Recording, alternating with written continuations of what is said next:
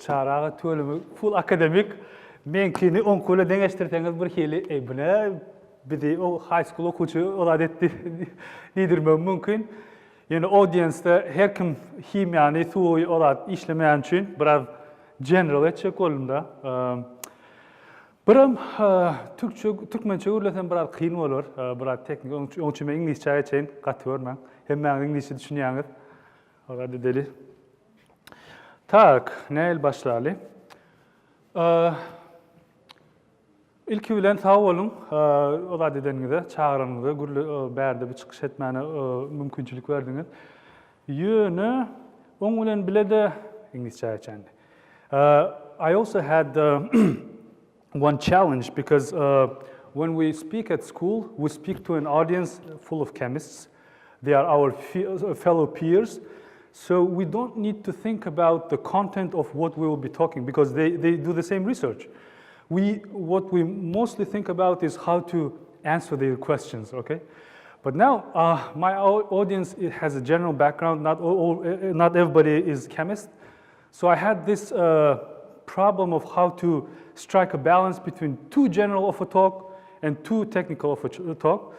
So I hope I did strike a balance. Well, you'll be the judge at the end. Okay. First, I'll start with briefly about myself. You know this map. I'm from Ashgabat, the capital city. My mother is from Mari, father is from Ashgabat. I came to US at very early age, right after high school, about 16, 17 years old.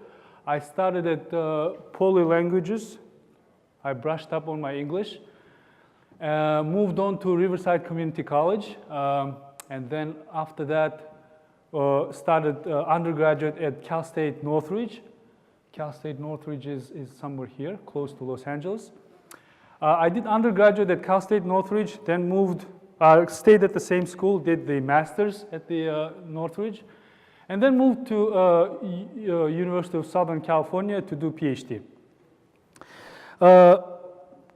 Some of the people may find this very strange. Why do you study for so long? People come here and earn money, make a good living out of it. But my biggest contribution to my decision was when I was studying at Riverside Community College. I stayed with two academics. They were computer science students, and I liked their. Well, I was quite influenced by their attitude towards academia, their conversations. They were doing PhD students. I was sharing apartment with them. And at that point, I also had a little interest in the science, so I said, maybe this is a good path for me, and I just kept on. All right. Now, let me briefly talk about schools in California. We have three systems. So there is California State Universities, okay?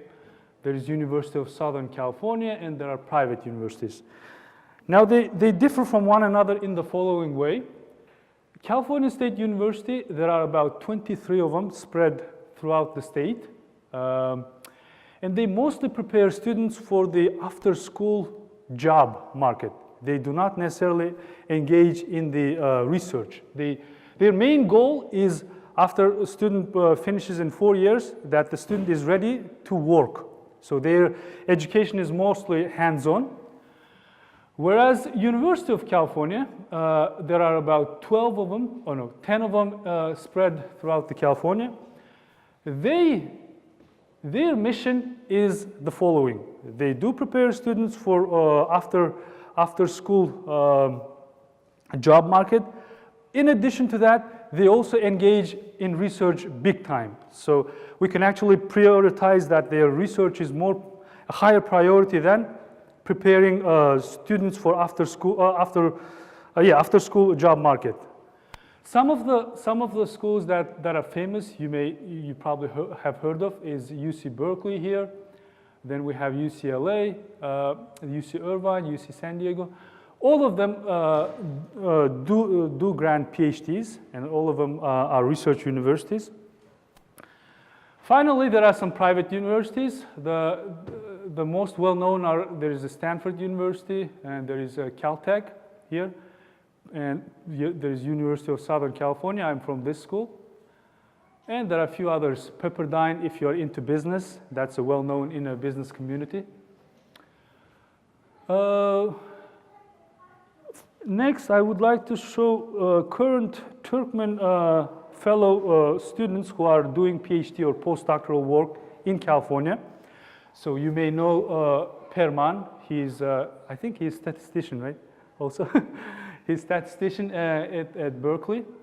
And then there is Selvi. I think she presented a talk 2 years ago or so. She's a chemist. Now she's doing PhD at UCLA. Along with Nur Ali Ağa, as I call him. He is not doing a PhD. He is an associate scientist at the university.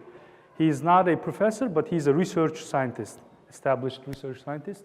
And his area is a medical, I think it's medicinal chemistry, okay? And there are two of us here, me alongside with Devlet.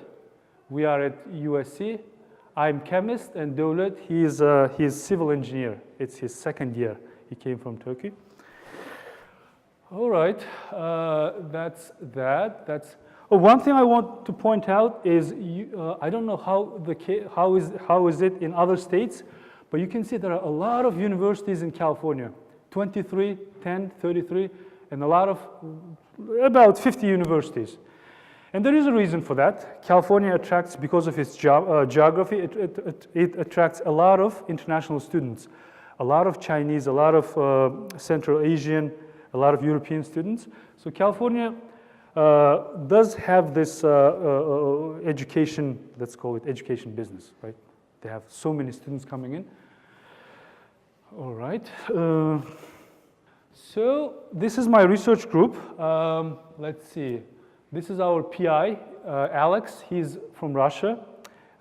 Most of the Russians are in hardcore science, less in applied, but more in theory.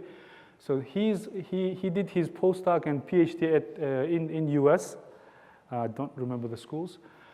Our group size is moderate, and that's usually the case for physical chemistry theory researchers. They tend to be smaller than the applied groups. Applied groups, they are much bigger. They have much more money. But yeah. So he's Angela, he's local. Dritiman, he's from India. Ariel, she's also local, and me. I'm in my 6th year. So some of you are laughing, but in PhD, going beyond 5 is usually the case. Usually people finish in 5th to 7th year, and I'm hoping to finish this December, so that will put me in my 6th year. This is our group photo. I'm also in the photo, but I couldn't find that photo, so I had to put this. I also visited his house. This is his house. Our PI or advisor usually takes out to his house, barbecuing, all that. All right. Now, usually when I go to Turkmenistan and when I meet my relatives, they ask, "What do you do in US?" US, plenty of money. What do you do?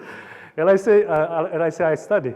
And he said, "Man, at this age, many people have family, established life. You still study. You still go to exams." And then I start to convince them that I'm not actually studying, but I'm working. But its name is a PhD student. The name is a PhD student, but we actually work. So I would like to carry that discussion to here. So PhD life is in 2 phases. In first phase, it lasts 1 to 2 years. What students usually end up doing is taking some courses. There could be some electives, variation of courses. At the end of 2nd year, they need to decide on a research group. Most of you may know, we decide on research group. And there is a very important qualifying exam, okay? So after 2nd year, you're done with all this block, you move on to your 3rd year. In 3rd year, you're not required to take any courses. There are no exams. You don't need to study for exams. What you do is you do your research.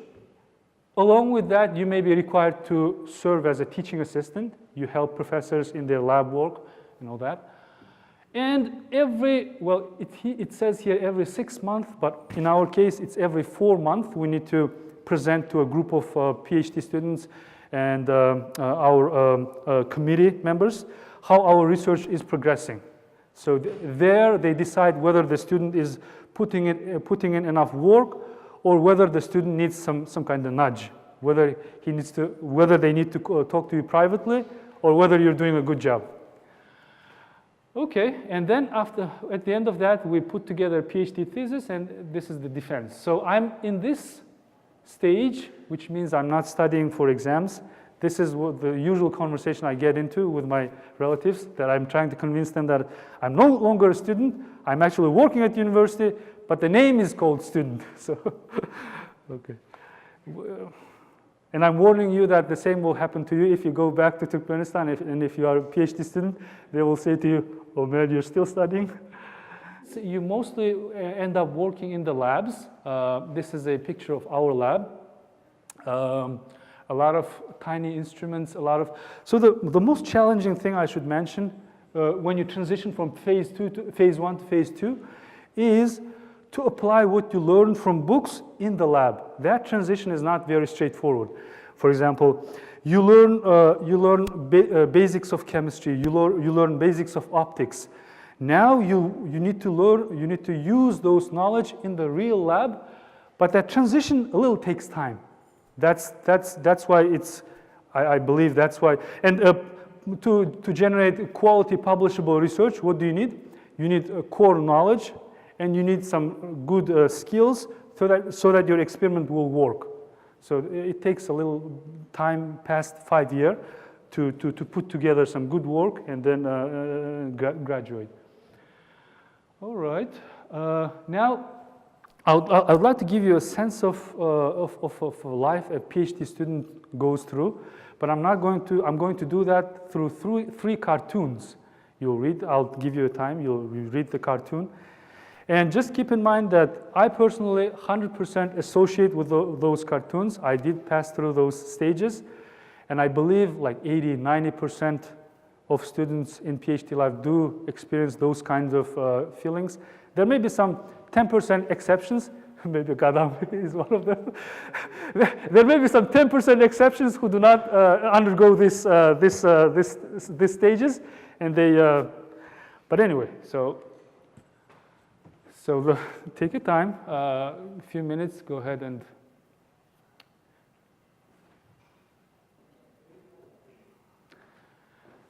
So what this cartoon is trying to convey is there is a new year, and this student needs to make a resolution.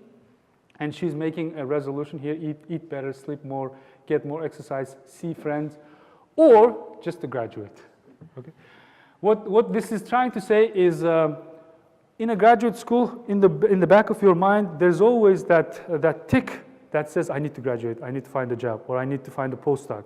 So usually this concern overweighs this ones, and you just end up always thinking of when and how will you graduate. Of course, I will admit that I do not sacrifice my sleep. I sleep quite well, but the others are a little affected. Bear with me, I'm kind of preparing you for my actual scientific work. There will be that part also. It's not just a general talk. Okay, the second one says in academia, this is the benefits and this is a disadvantage. Benefit is after you pass your quals, nobody cares what you're doing, okay? Every day is your Saturday. Your PI or your advisor will not call you and say, are you at school? Are you doing the experiment?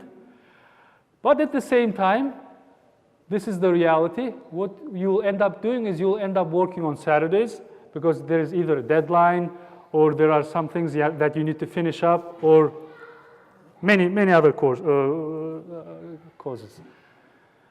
All right, and the last one, which is my favorite, is this. He just starts PhD life. He just got admitted to a university. First year, he has very high ambitions. He wants to win he or she, okay, let's generalize. This person wants to win a Nobel Prize. Towards second year, that goal is modified to revolutionize your field. Slowly, slowly, the realities settle in, and then the person says, maybe I should just get a good job at top university. And after that, time passes, slowly, slowly, he gets introduced to the lab. He sees how complicated the experiments are, and he changes this to maybe I should just get a job after the PhD. And as the time progresses, the person says, oh, there is a conference here and there. Maybe I should attend those conferences. And finally, person thinks, will there be some food at the conference? Okay. Well, not everybody comes to this level, of course. This is just an exaggeration. Maybe a person will be at this stage when he graduates after 5th year. But this is the reality. In the beginning, everybody starts with very high hopes, but the reality settles in, and then we review our goals, review until 5th year. So that's. And then this is happy hour. It's for him probably is a pepperoni at a conference probably, or something of that sort. All right. Now after all this non-scientific things, let's talk about some serious stuff. So I would like to start by quickly mentioning what the scientific challenges are in our present-day life. What are the challenges in sciences, and where do we fit in? Where our research fits in those challenges? Okay. And my reference is National Academy of Sciences, Engineering and Medicine. They put together this modern day challenges that science faces. Okay. So the first challenge is energy and environment. When I hear word energy, the first thing that comes to my mind is this solar cells. Okay. There is still some more work to do on that, to work on efficiency, on thermal management. This is not my field, so I'm not going to say much. But we should also keep in mind that as we work on this, we are using raw materials from the environment. Thus, if we are not careful, if science is not done accurately, if science is not done responsibly, we end up damaging environment. So we generate waste. If that waste is not treated appropriately, or if you got the point. Okay, so there should be a balance struck between the research and the environment, and that balance depends on good science. Okay, so this is the one challenge that scientists have in current day. Second one that they identified is global health. This is a little outdated data, but it will drive the idea, it will make the point. And that is, there are so many people dying from various illnesses that our current treatment options do not suffice, are not up to the task. So some more science needs to go in to make it more efficient,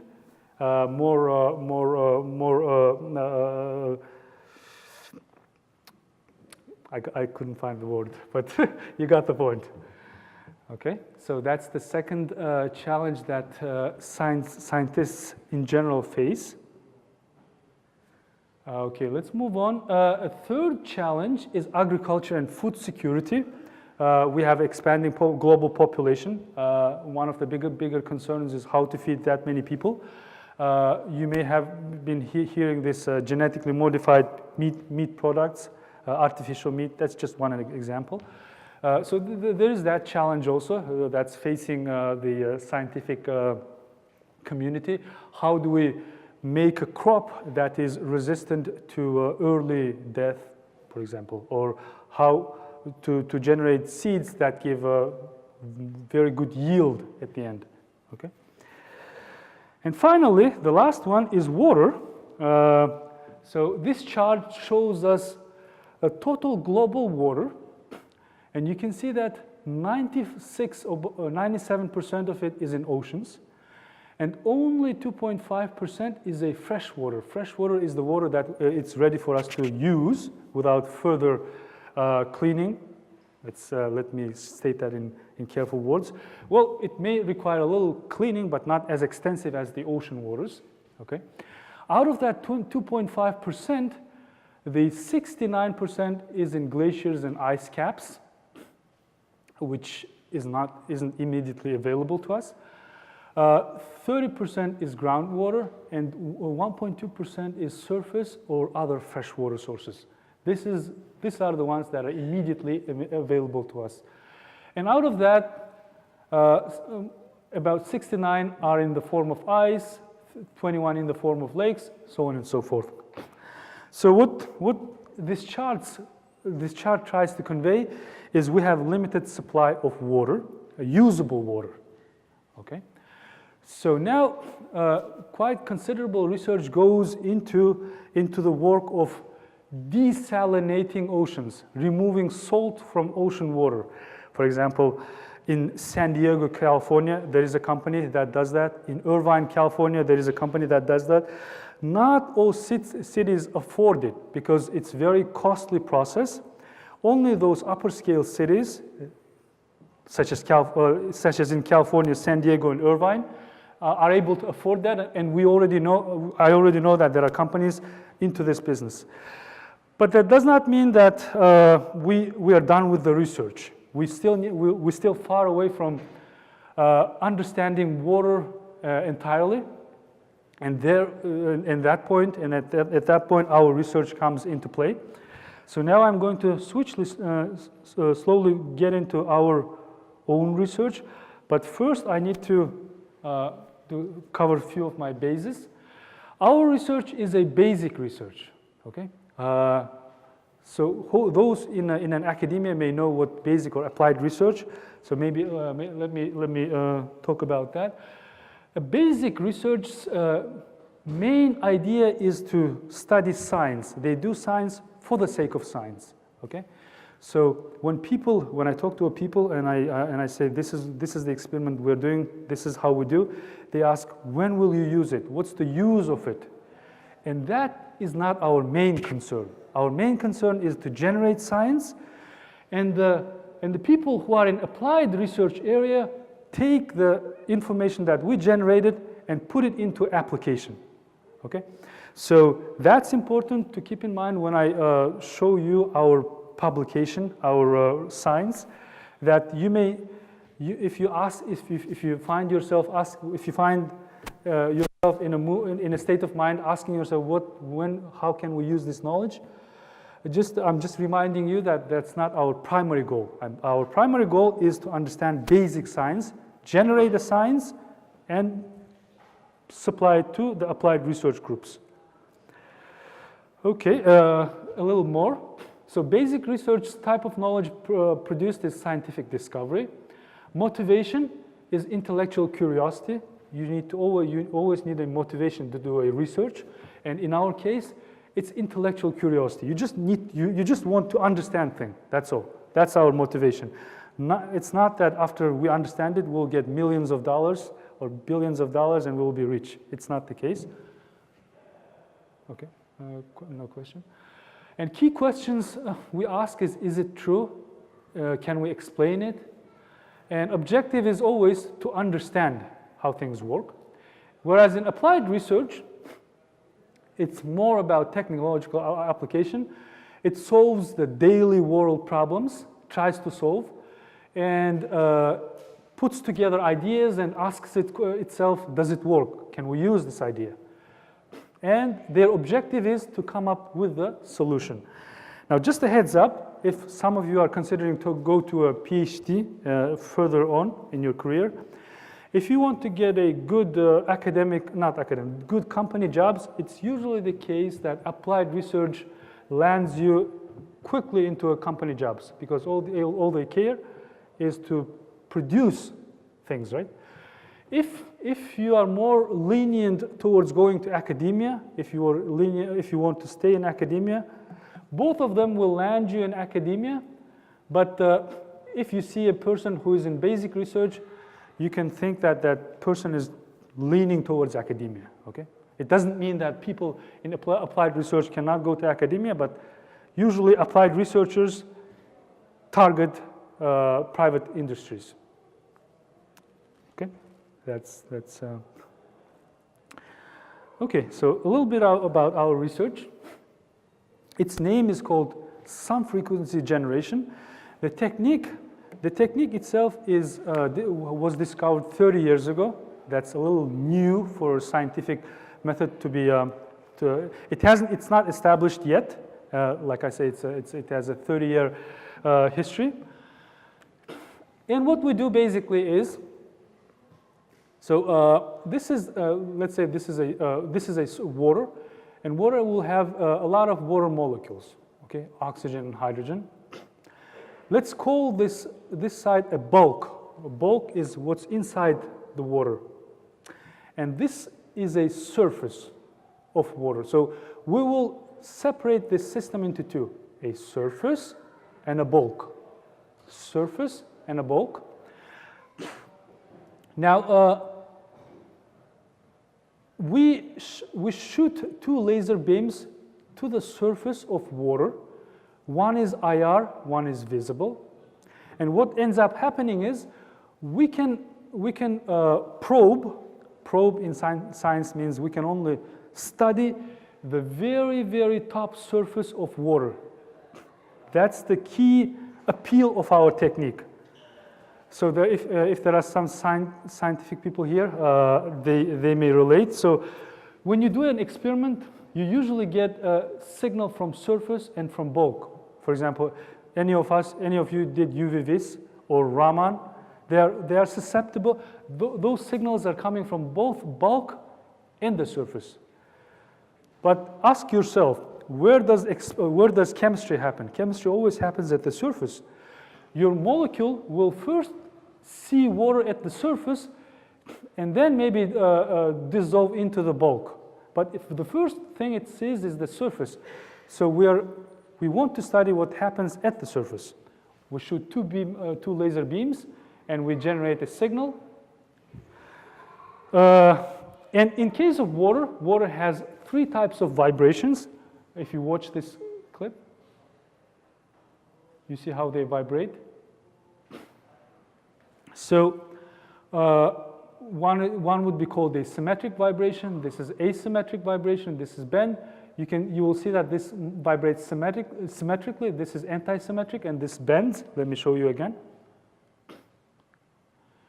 And in our experiment, we are recording these motions, or I should say, recording the IR transitions of those motions. Okay. Now, okay, let's move on a little bit. Okay, that's our goal. So now I'll just show you our published or to be published papers. That will give you an idea of our scientific work. Okay, instead. So this work is 100% mine.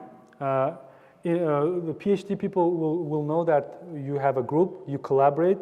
It's not usually the case that you do all the 100% of work. Therefore, when you publish a paper, there is so-called first author, second author, third author. Usually the first author is the person who gets most credit, and second and third author people, they did contribute to scientific work. So for this work, it hasn't published yet, it's in preparation, but I'm the first author. So what I studied here is it's purely computational, no experiment, just in a computer, just like Chara said. What I studied is now these lasers beams are coming and hitting the surface of water, right?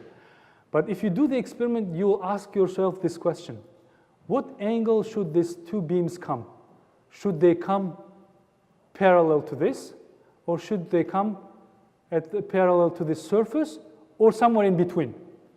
Okay, and I studied, I simulated the experimental response based on those angles. So I changed the angle from 0 to 90 for one laser, and from 0 to 90 for the other one, and found that the sweetest spot, the spot where we want to put our lasers, are close to 60 and 75. And our current laser setup is in that region. Okay? So that's in a brief summary. That's what this paper says. The second paper. This is to be published in Nature. We did submit it. We didn't get the review back yet. I'm a third author in this paper, not the first author. My contribution was, again, to calculate and understand experimental data. Okay, and its title is Asymmetric Response of Interfacial Water to Positive and Negative Electric Fields. So why, you may ask, why did it make it to Nature? What makes it so appealing?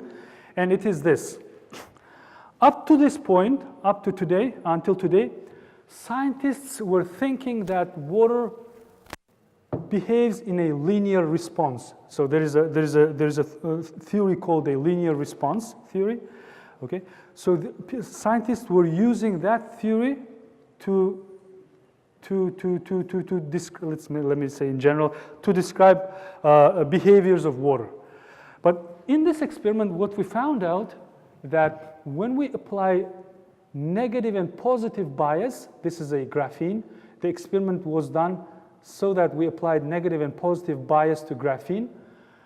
Now, these are the biases, plus 1.4 up to 0.3, and then the negative biases. And we see, and here x-axis is our wave numbers. Those are the frequencies where this bending, asymmetric stretch, and symmetric stretch are. So we're recording energies of this motion. That's our x-axis. This y-axis is the intensity of the signal. So the key thing you should notice here is you see this progression of two peaks when we apply positive voltages, but that progression dies down and another progression starts when we apply negative voltage. Okay? And we concluded that water does not necessarily behave in a linear fashion. We cannot use, we said we cannot use linear response theory. If this ends up published, what it will say is it will require all the scientists to reevaluate their models that they have been using so far. Okay, that's why that's... All right, the next one, this is also submitted to Journal of Chemical Physics. I'm a second author in this paper. And here what we found is that when we have a charged molecules at the surface of water, here head group is positive, what we found is water at the top of that head group and water at the bottom behaves differently. You see these two hydrogens are looking towards bulk, and whereas two hydrogens here are looking up. Okay, so that's what we found experimentally, and it's going to be published soon. Okay, in this paper, again in this paper, this is a complicated molecule. It's called poly-3-heliothiopene. It's hard to pronounce. And these are fullerenes. And we found out that net transition dipole of this molecule changes when we anneal it, when we heat it up a little bit.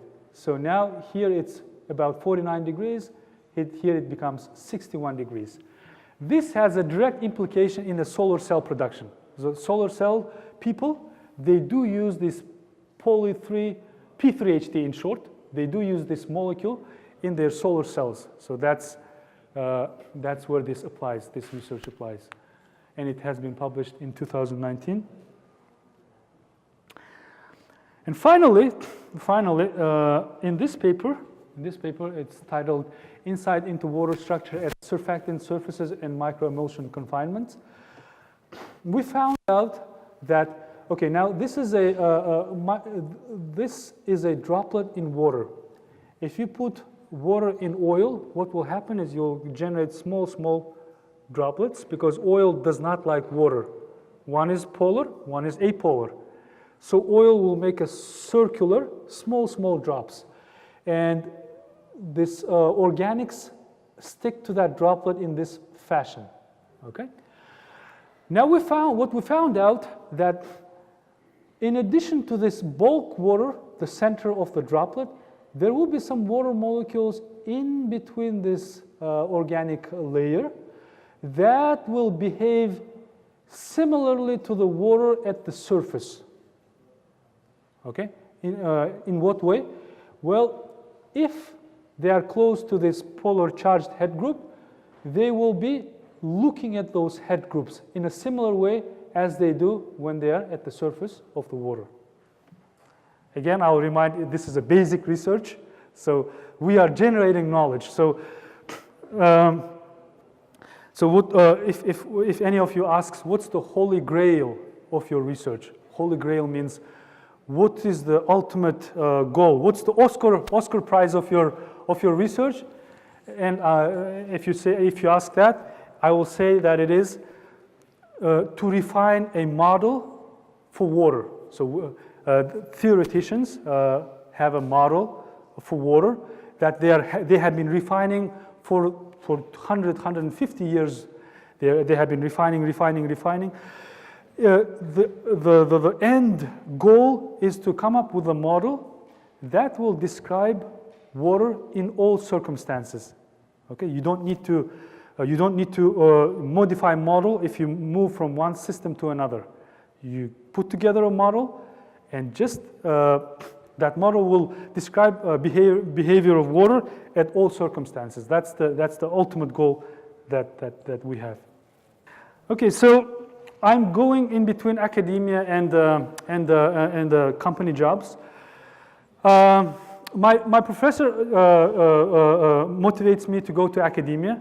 Of course, it's always better for professors to produce people who go to academia. That reflects better for their resume. And let's see, I'm married. I have one small daughter, so that fact says I need to go to industry, start working, earning money. But I'm in between. So bottom line is, we'll see. There are two projects that I'm working on.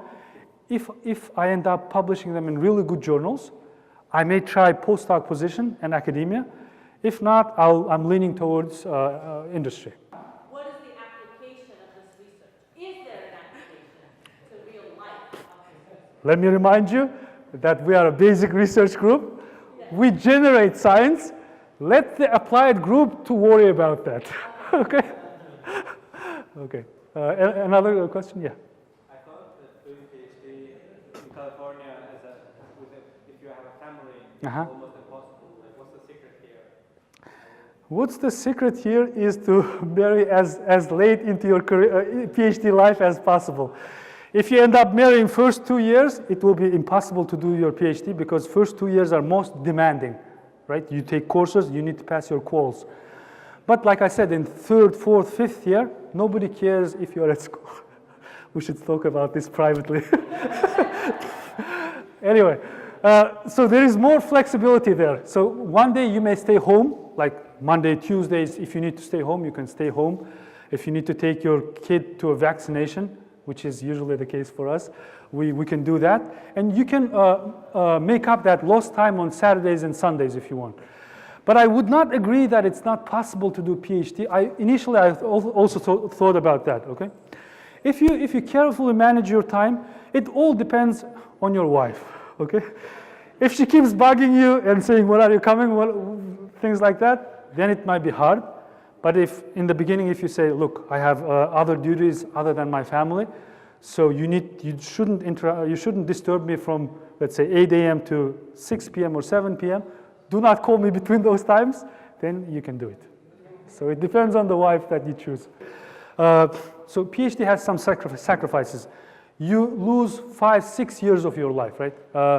And at the end, you'll get this title of PhD. Okay, it may sound fancy, but that's all. If you do not end up going to academia, or if you do not end up in, if you do not go into academia, why a private sector? Let me relate. Okay, so let's say in my case, I finished my master's 6 years ago, right? Right after master's, I was working at a company, at a supplemental company.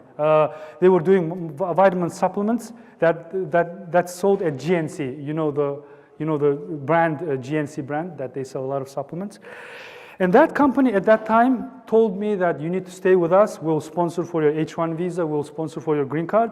You need to stay with us, okay?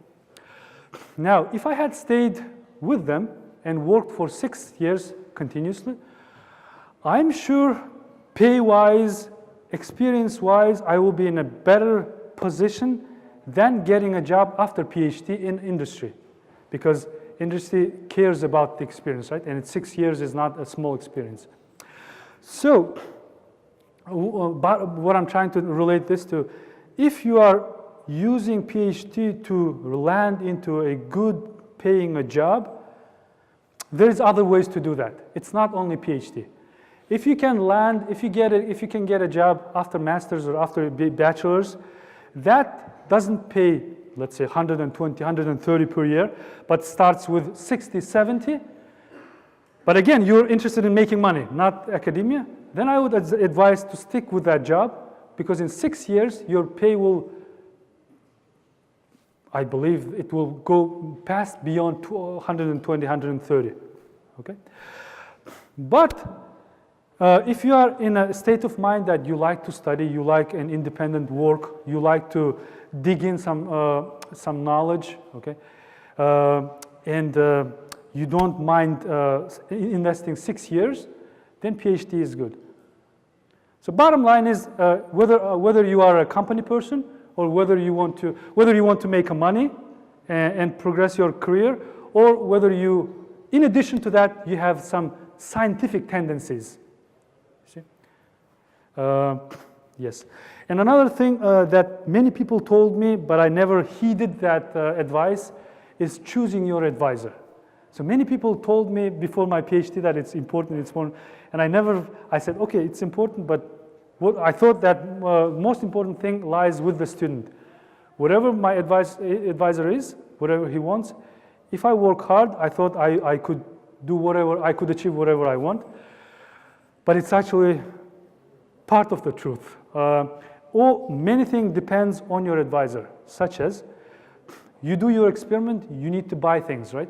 You can't, you really need to, in order for you to do experiment, you will have to buy things. At that point, your advisor needs to have money. If he doesn't have money, then you cannot test your ideas. That's first. Second, your advisor's personality may be a very laid-back person. What that means is he got his tenure, he's very relaxed, he cares about his students, but not that much. So that's also that reflects badly. That's not good for the student, because student has a lot of energy. He wants to do something. He wants guidance from the advisor, but advisor is very laid back. When you go to him, he says, oh, why don't you try that? Why don't you try that? He just sends you off with that general advice. He doesn't go into your thinking. So that's another problem that you may face. So that's another suggestion that I had for PhDs. Good? No more? I think. Thank you.